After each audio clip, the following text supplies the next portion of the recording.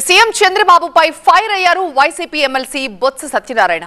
భారీ వర్షాలపై వాతావరణ శాఖ హెచ్చరించిన ముందస్తుగా చర్యలు తీసుకోకుండా ఇప్పుడు జగన్ పై విమర్శలు చేయడం సరికాదు అన్నారు.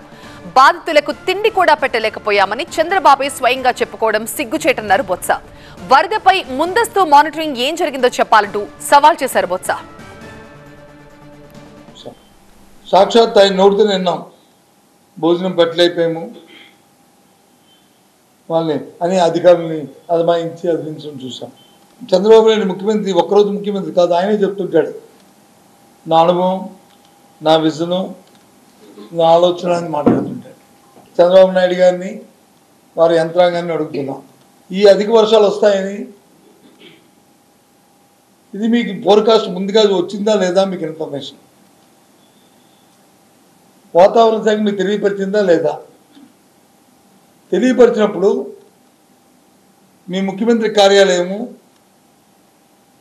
కానీ లేదా విపత్తులకు సంబంధించిన యంత్రాంగం, రెవెన్యూ యంత్రాంగం కానీ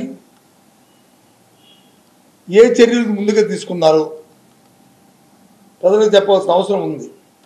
గత ప్రభుత్వాల తాలూకు తప్పిదనాలు చెప్పడం, వానదేవుడును వైఎస్ఆర్సీ పార్టీ లేకపోతే జగన్మోహన్ రెడ్డి గారు ఇద్దరును కొలీగ్సా ఫ్రెండ్సా, ఈయన చెప్తే ఆయన వర్షం పడిపోవడానికి ముందుగా దాన్ని ఫోర్కాస్ట్ చేస్తూ కిందకి నిరోధులుకునే పరిస్థితి చేసుకోలేదు. ఏమైనా మానిటరింగ్ ఏమైనా జరిగిందా? జరిగితే చెప్పండి.